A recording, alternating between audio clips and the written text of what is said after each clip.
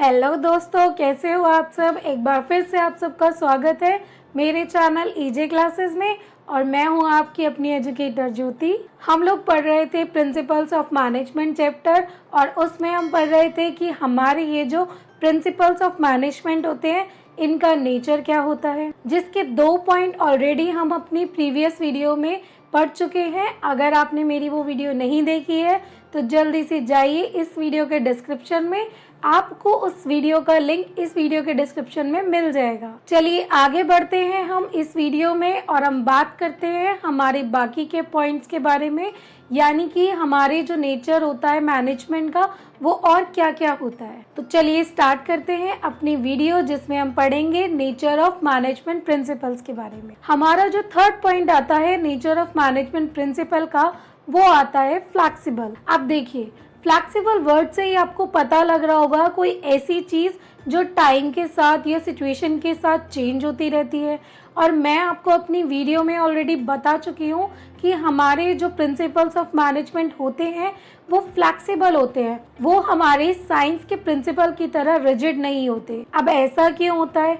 ऐसा इसलिए होता है क्योंकि हमारे जो मैनेजमेंट के प्रिंसिपल्स होते हैं वो हमारे ह्यूमन नेचर के ऊपर डिपेंड होते हैं, और हमारे ह्यूमन का जो बिहेवियर होता है, जो नेचर होता है, वो चेंज होता रहता है। जब भी कोई नई टेक्निक आ रही है या फिर कोई नई सिचुएशन आ रही है, वो टाइम के साथ अपने नेचर को, अपने बिहेवियर को चेंज कर लेते हैं। तो बेसिकली अगर हमारा मैनेजमेंट हमारे ह्यूमन के बिहेवियर के ऊपर डिपेंड है, तो हमारे जो मैनेजमेंट के प्रिंसिपल्स हैं उन्हें भी टाइम के साथ, सिचुएशन के साथ चेंज होना पड़ेगा।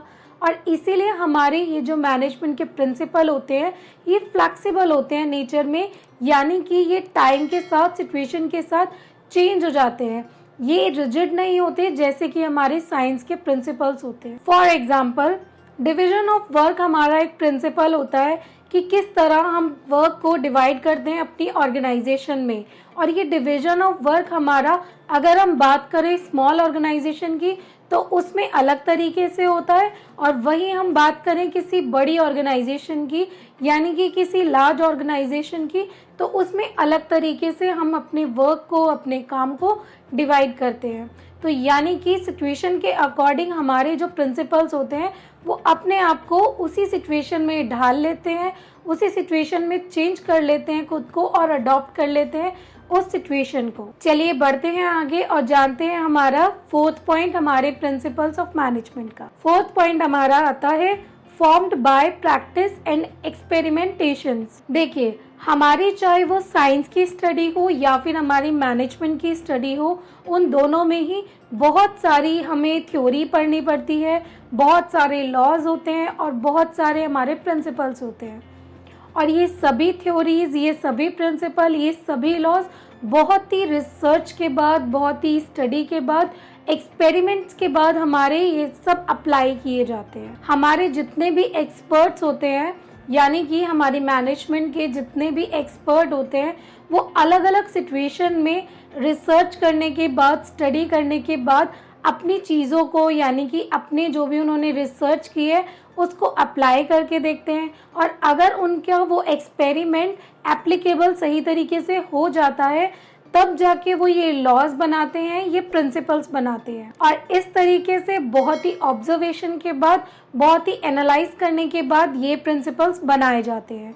तो बेसिकली हमारे जो मैनेजमेंट के प्रिंसिपल्स होते हैं उन्हें बनाने के लिए हमें बहुत ही स्टडी की, बहुत ही रिसर्च की और बहुत ही ज़्यादा एक्सपेरिमेंट करने की ज़रूरत होती है कि क्या हम जो रिसर्च कर रहे हैं, जो स्टडी कर रहे हैं, वो हमारी उस सिचुएशन में एप्लीकेबल हो भी रही है या नहीं।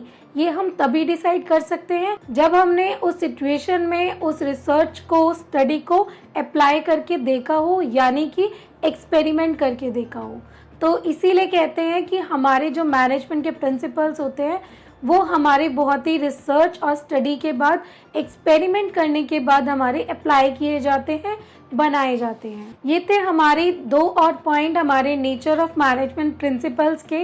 इसके बाकी के पॉइंट्स के बारे में हम अपनी आने वाली वीडियो में पढ़ेंगे। तो अगर आपने मेरा चैनल अभी तक सब्सक्राइब नहीं किया है तो जल्दी से जाइए, रेड बटन पर क्लिक कीजिए और मेरे चैनल को सब्सक्राइब कीजिए और बेल आइकन को प्रेस करना मत भूलिएगा ताकि आपको मेरे चैनल से जुड़ी सभी नोटिफिकेशंस मिलती रहे। तो चलिए मिलते हैं अब अपनी नेक्स्ट वीडियो में।